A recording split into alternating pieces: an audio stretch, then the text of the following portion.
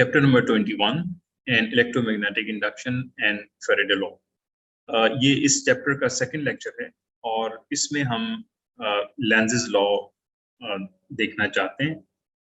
आपको याद होगा कि फैराडे लॉ की हमने एक इक्वेशन ड्राइव की थी, यानी जब भी किसी क्लोज लूप को आप किसी मैग्नेटिक फील्ड में लेके आते हैं और वहां पर अगर मैग्नेटिक फ्लक्स को तब्दील किया जाता है तो उसके नतीजे में एक EMF इंड्यूस होगा और वो बराबर होगा n time change in magnetic flux with respect to the change in time. और इसमें जो नेगेटिव साइन है इसकी हमने बात नहीं की थी और हमने कहा था कि हम इसे बाद में देखेंगे। सो इनफैक्ट ये जो लेंज़ लॉ है ये इस नेगेटिव साइन के बारे में हमें इंफॉर्मेशन देता है कि ये जो EMF प्रोड्यूस होगा किसी भी क्लोज लूप में और जो चेंज इन मैग्नेटिक फ्लक्स है वो दोनों ऑपोजिट डायरेक्शन में होंगे। यानी अगर मैग्नेटिक फ्लक्स जो है वो एक डायरेक्शन में तब्दील हो रहा है तो उसके नतीजे में जो इंड्यूस EMF पैदा होगा वो उसके ऑपोजिट डायरेक्शन में होगा। ओके, तो लेकिन सबसे पहले एक एग्जाम्पल देखते हैं। This is the example number 21.1। A loop of wire in a magnetic field. A square loop of wire of side L 5 centimeter is in a uniform magnetic field B is equals to 0.16 Tesla. यानी आपके पास एक loop है, square loop है जिसकी एक side 5 centimetre है और यकीनी तौर पर दूसरी साइड भी 5 सेंटीमीटर होगा। तो उस लिहाज से हम यहाँ से उस लूप का एरिया निकाल सकते हैं। और ये जो लूप है ये यूनिफॉर्म मैग्नेटिक फील्ड के अंदर रखा हुआ है जिसकी स्ट्रेंथ आपको बता दी गई है, which is 0.16 Tesla. What is the magnetic flux in the loop? Part A, when B is perpendicular to the face of the loop, and part B, when B is at an angle of 30 degree to the area of the loop. अब इसको मजीद समझने के लिए मैं आपके सामने एक sketch बनाता हूं। फर्ज कर लीजिए कि मैग्नेटिक फील्ड की डायरेक्शन हम ये लेते हैं।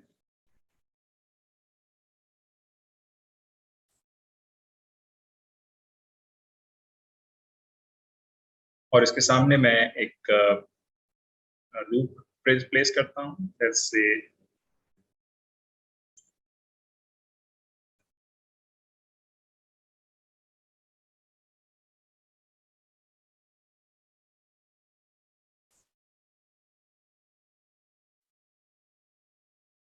this is B and the direction of this loop is because perpendicular to this loop A. तो अब इनके दरमियान जो एंगल होगा वो थीटा 0 के बराबर होगा बिकॉज A और B एक ही डायरेक्शन में है। सो द फ्लक्स और मैग्नेटिक फ्लक्स जो कि B डॉट A होता है इसको हम DA cos थीटा लिखेंगे एंड थीटा 0 होने की सूरत में जो मैग्नेटिक फ्लक्स है वो अपनी मैक्सिमम वैल्यू के ऊपर होगा, जो कि ये फर्स्ट केस है। दूसरे केस में फर्स्ट कर लीजिए कि मैग्नेटिक फील्ड की डायरेक्शन यही है।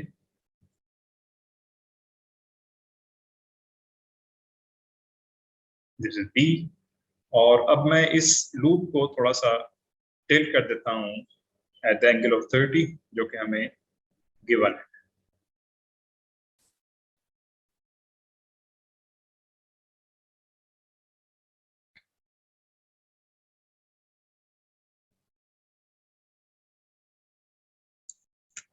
Now the direction of this loop is in this direction, और जो B है वो उसकी डायरेक्शन ये है, और ये एंगल हमें गिवन है 30 डिग्री। तो अब इस 30 डिग्री पर जब आप ये phi b कैलकुलेट करेंगे तो आपके पास आएगा BA into cos of 30। cos of 30 जो है ये 1 से कम होता है, तो इसकी वजह से ये जो BA की वैल्यू है ये भी इसके मुकाबले में कम हो जाएगी। Let's we call equation number 1 and equation number 2। तो मैं ये कह सकता हूँ कि ये जो phi b है इन equation number 1 is greater than phi b in equation number 2। अच्छा, अब अगर आप पहले वाले केस पर गौर करें, अगर ये मैग्नेटिक फील्ड यूनिफॉर्म है और ये लोब इसी तरह से प्लेस किया हुआ है, तो फिर जाहिर है इसमें जो मैग्नेटिक फ्लक्स है वो तब्दील नहीं हो रहा है। टाइम के साथ आप जब आगे बढ़ते जाएंगे तो मैग्नेटिक फ्लक्स की वैल्यू सिर्फ एक ही होगी और वो होगी BA। इसी तरह से दूसरी केस में भी देखें तो यहाँ पर जो मैग्नेटिक फ्लक्स है वो BA cos 30 है, और जैसे जैसे टाइम आगे बढ़ेगा उसकी वैल्यू कांस्टेंट रहेगी। तो इन दोनों केस में कोई इंड्यूस EMF नहीं होगा, कोई इंड्यूस करंट प्रोड्यूस नहीं होगा। लेकिन तीसरी सूरत ये हो सकती है कि आप एक छोटे से टाइम इंटरवल में इस लूप को फ्लिप करें from theta 0 to theta 30 degree.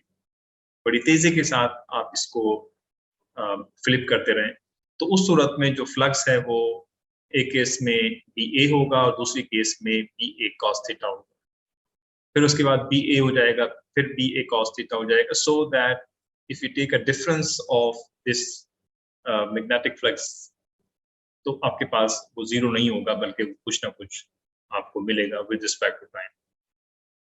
तो जब आप इसको एक कांस्टेंट इंस्टेंटेनियस टाइम इंटरवल में इसको फ्लिप करते रहेंगे तो उस सूरत में जो मैग्नेटिक फ्लक्स है वो तब्दील होगा with respect to time, and then we get induced EMF and of course induced current in this closed loop,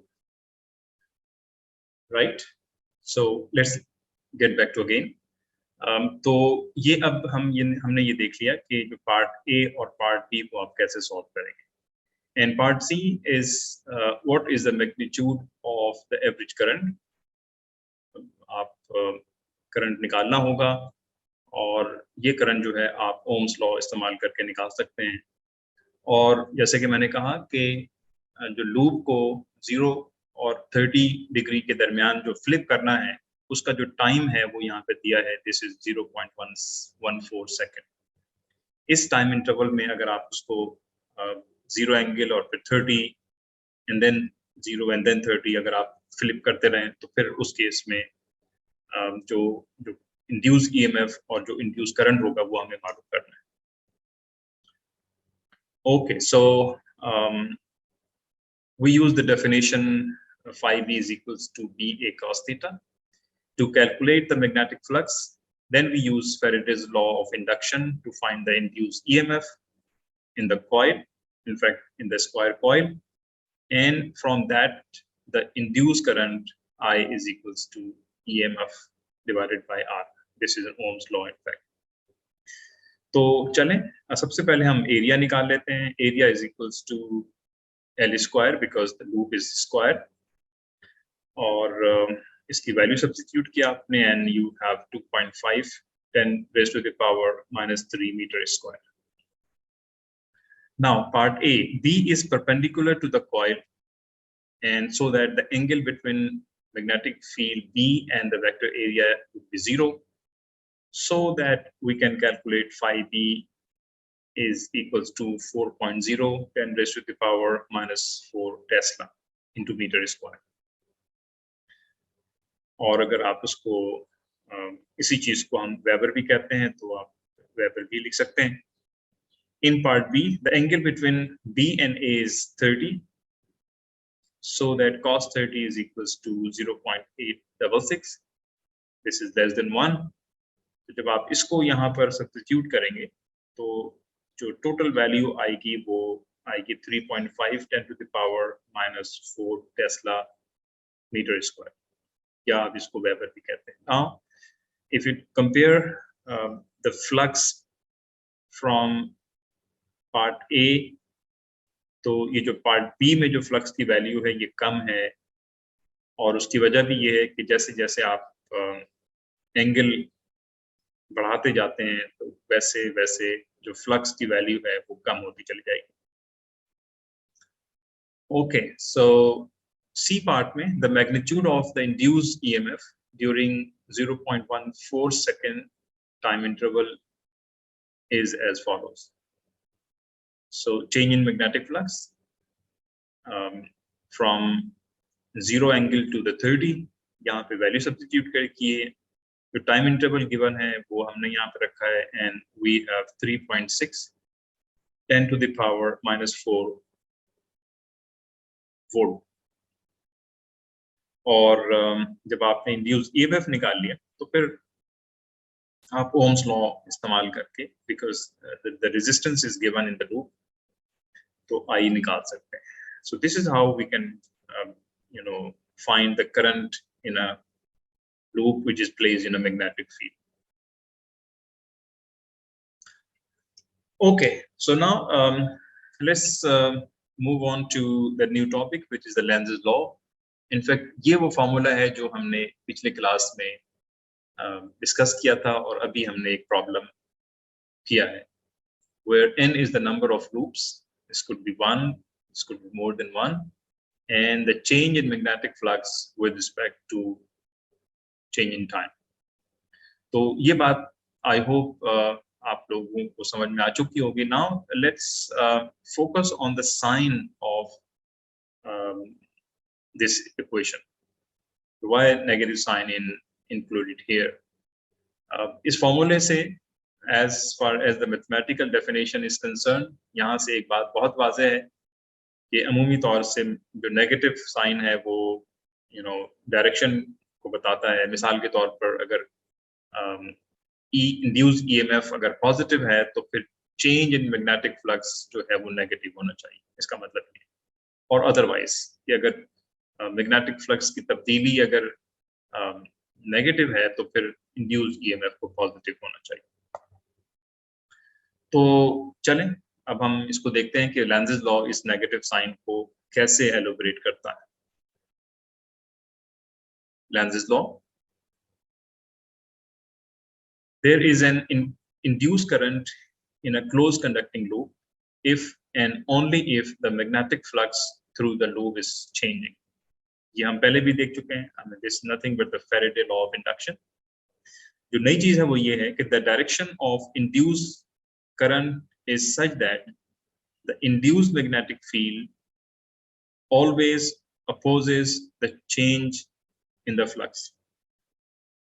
यानी अगर आपके पास क्लोज लूप है और आपको उसको किसी मैग्नेटिक फ्लक्स में लेके आते हैं जहाँ पे मैग्नेटिक फ्लक्स तब्दील हो रहा है तो उसमें करंट पैदा होगा.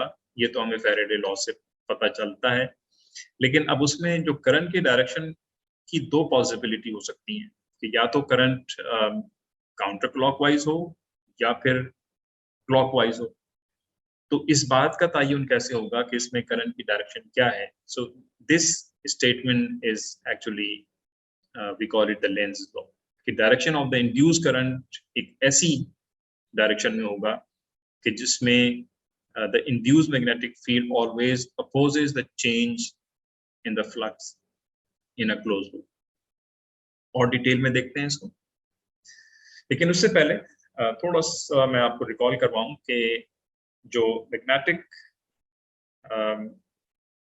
कि आपके पास अगर किसी वायर में करंट फ्लो होगा, मिसाल के तौर पर ये एक कॉपर वायर है और इसमें हम करंट इस डायरेक्शन में लेके आ रहे हैं. तो जब करंट इस डायरेक्शन में होगा तो फिर आपको मैंने बताया था कि राइट हैंड रूल के तहत आप ये बता सकते हैं कि इस लूप की वजह से जो मैग्नेटिक फील्ड होगी उसका जो नॉर्थ कहाँ होगा और साउथ कहाँ होगा। So according to the right hand rule, ये जो थंब की डायरेक्शन है वो आपको पॉइंट करेगी डाउनवर्ड। सो इस लूप के जो बॉटम एरिया है वो नॉर्थ पोल होगा और जो टॉप एरिया है वो साउथ पोल होगा। लेकिन अगर हम करंट के डायरेक्शन को रिवर्स कर दें तो उसके नतीजे में राइट हैंड रूल के मुताबिक thumb is pointing upward. That means the north pole of this current carrying wire on the top, and as a consequence, the south pole would be at the bottom. तो ये तो single coil की बात हो गई। लेकिन अगर आपके पास कॉइल एक से ज्यादा है, मिसाल के तौर पर इस एग्जाम्पल को देखिए, इसमें आपके पास 1 2 3 4 5 6 7 ये 7 कॉइल हैं और इसको बैटरी के साथ कनेक्ट किया गया है। इसके नतीजे में करंट प्रोड्यूस होगा और करंट की डायरेक्शन जो है वो इस एरो से बताई गई है। This is a conventional current by the way.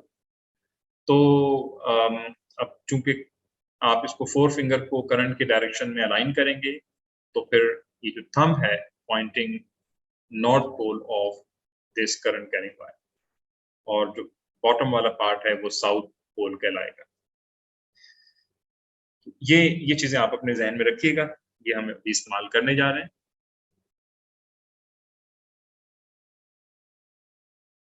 Okay, there is an induced current in a closed conducting loop if and only if the magnetic flux through the loop is changing.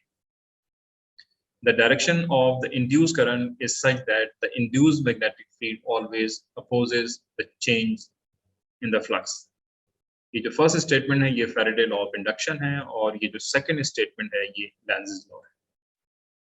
Okay, now let's have a look a coil which is connected with the galvanometer. हम ये पहले देख चुके हैं, इसमें कोई power source नहीं है, लेकिन जब आप बार मैग्नेट इसके करीब लेके आते हैं तो उसके नतीजे में जो बार मैग्नेट की जो मैग्नेटिक फील्ड है वो इस एरो से दिखाई गई है।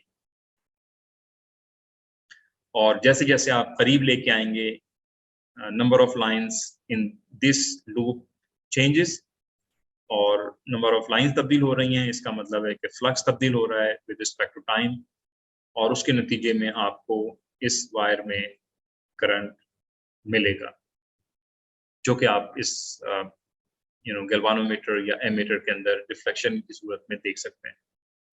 Now does the induced current flow clockwise और काउंटर क्लॉकवाइज, कि इस क्लोज लूप में करंट की डायरेक्शन क्या होगी। Let's have a look a second figure. तो जैसे ही आप इस बार मैग्नेट को इस लूप के करीब लेके आएंगे जिसकी मैग्नेटिक फील्ड जो है वो इन लाइन से रिप्रेजेंट की गई है, ये आपके पास जो नीचे की तरफ है एरो दिए गए, these are the magnetic lines or the magnetic field because of this bar magnet.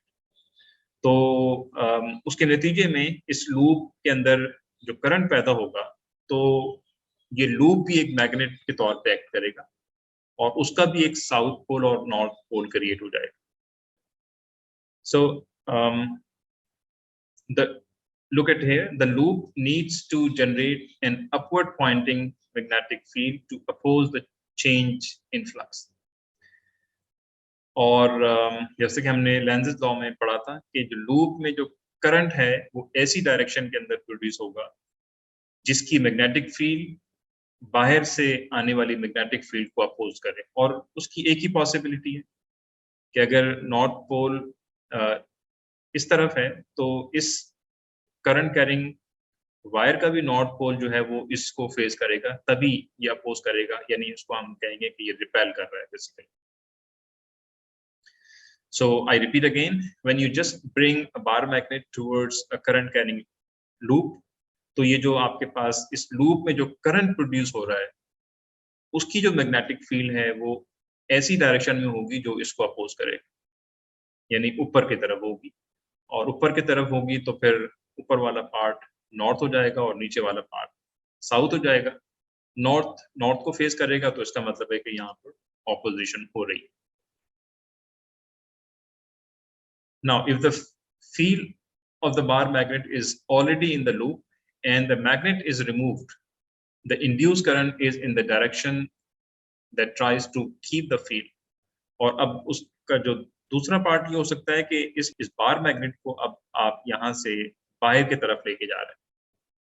तो जब आप बाहर की तरफ लेके जाएंगे तो फिर उसके नतीजे में इस वायर में जो करंट है उसकी डायरेक्शन रिवर्स हो जाएगी, और उस रिवर्स होने के नतीजे में आपके पास उसकी जो डायरेक्शन है, मैग्नेटिक फील्ड की डायरेक्शन, वो भी रिवर्स हो जाएगी। तो ये जो आपके पास 3 लाइन्स हैं, this is the magnetic field of this loop. नीचे की तरफ है, इसका मतलब है कि इस लूप की जो मैग्नेटिक फील्ड है उसका जो नॉर्थ पोल है अब नीचे की तरफ हो गया है, और यकीनी तौर पर साउथ पोल ऊपर की तरफ है। सो जब आप इस बार मैग्नेट को बाहर की तरफ ले जा रहे होंगे तो ये जो इंड्यूस करंट है वो इस बार मैग्नेट को अट्रैक्ट कर रहा होगा। दिस इज एन ऑपोजिशन कि ये जब आप बाहर लेके जा रहे हैं तो ये इसको अट्रैक्ट कर रहा है, और जब आप अंदर लेके आ रहे हैं तो फिर उसको वो रिपेल कर रहा है। This is how we can call it the current loop is opposed the external change of magnetic flux. Okay, for example, आप अगर इसको देखें, so if both cases magnet moves against a force, मिसाल के तौर पर इस मैग्नेट को अगर आप इसके करीब लेके आते हैं तो इसके अंदर जो करंट की डायरेक्शन है वो ऐसी हो जाएगी कि ये वाला पार्ट नॉर्थ होगा, so that नॉर्थ और नॉर्थ आपस में अपोज करेंगे। लेकिन इस बार मैग्नेट को अगर आप इस लूप से दूर लेके जाएंगे तो फिर करंट की डायरेक्शन रिवर्स हो जाएगी, so that this pole becomes south, और ये जो साउथ है ये इस नॉर्थ को अट्रैक्ट करेगा। तो इन शॉर्ट, जब आप बार मैग्नेट को लेके आते हैं तो ये जो लूप है वो उसको रिपेल करता है, और बार मैग्नेट को जब आप यहाँ से बाहर लेके जाते हैं तो फिर इस बार मैग्नेट को ये अट्रैक्ट करता है। And the work is done by just taking bar magnet away or towards the loop. So work is done during the motion and it is transferred as electrical energy. तो ये जो आप work done करते हैं bar magnet को इसके करीब लाने के लिए या इसको बाहर ले जाने के लिए, तो ये जो वर्क डन है बेसिकली यही एक इलेक्ट्रिकल एनर्जी या इन टर्म्स ऑफ इंड्यूस करंट के अंदर चली जाती है। So induced I always flows to oppose the movement which started. Okay, a current induced along a coil, a bar magnet passes through a coil. मिसाल के तौर पर एक बार मैग्नेट है, मैं इसको होल्ड करता हूँ और इस कॉइल के करीब लेके आता हूँ, और उसके बाद इस कॉइल के अंदर से गुजारते हुए उसको दूसरी तरफ से मैं निकाल लेता हूँ। So what happens during these three cases? Part A, indicate the direction of induced I in each case. Explain briefly. इसको हम फिर now, when magnet's n pole is moving into the coil from the left, according to the Lenz's law, induced I flows in such a direction as to produce a north pole on this side, right? So that the north and north repel each other. तो जब ये repel करेंगे तो बाहर से आपको ज्यादा force लगा के इस बार मैग्नेट को इस कॉइल के अंदर ले जाना होगा।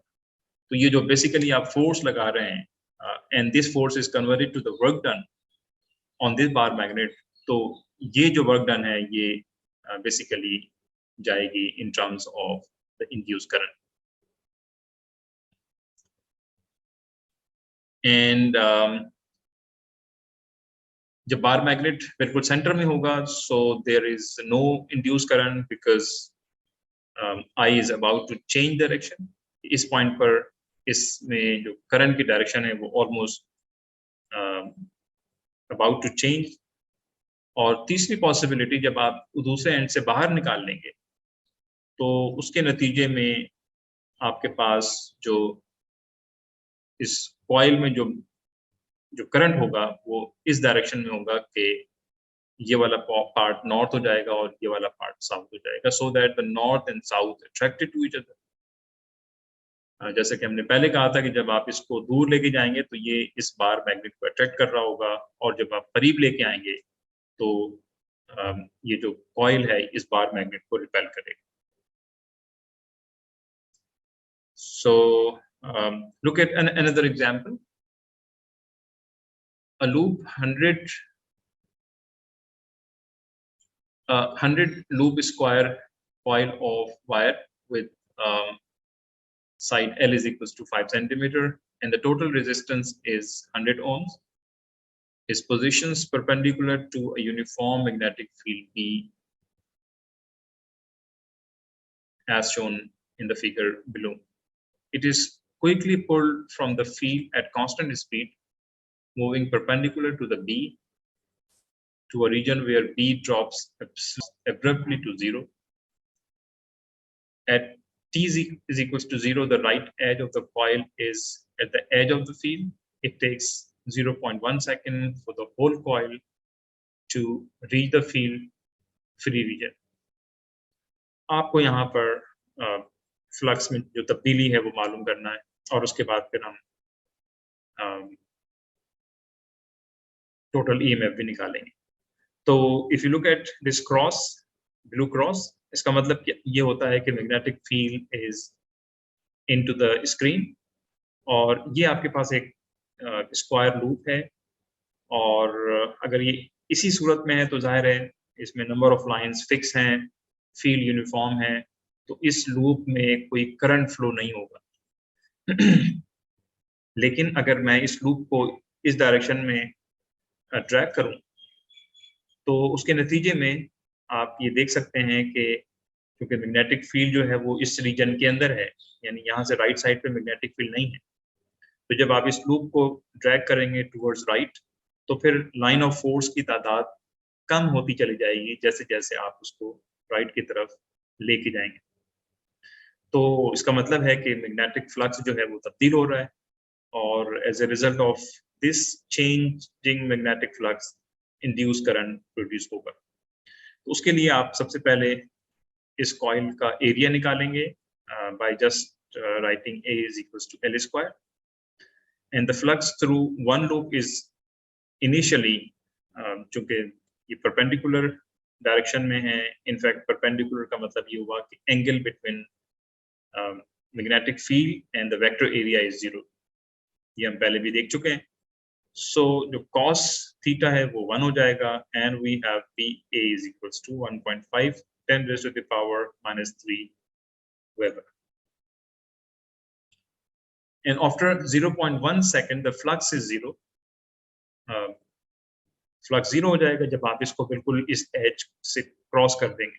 यहाँ पे मैग्नेटिक फ्लक्स नहीं है, मैग्नेटिक फ्लक्स नहीं है तो फिर जाहिर है मैग्नेटिक फ्लक्स भी 0 के बराबर होगा। सो the change in magnetic flux with respect to time can be written as 0 minus 1.5 10 raised to the power -3 divided by 0.1, और यहाँ से आप ये निकाल लेंगे। So change in magnetic flux is negative in this case, और induced EMF निकालना होगा because the loops की तादाद यहाँ पे 100 है, तो आपके पास जो जनरल इक्वेशन है वो ये इस्तेमाल करेंगे। Minus sign is already in this equations, n is 100, और ये जो change in flux with respect to time है ये भी हमारे पास नेगेटिव आया है, उसके नतीजे में आपके पास EMF आ जाएगा 1.5 volt, and the current can be found by applying Ohm's law because the resistance is given 100 ohms. इस current carrying loop में resistance लगाया हुआ है जो कि 100 ohms है, यहाँ पे रिप्रेजेंट नहीं किया गया, लेकिन फर्ज कर लीजिए कि किसी जगह पे 100 ओम की रेजिस्टेंस मौजूद है, so that we can find the current, in fact induce current in this square loop.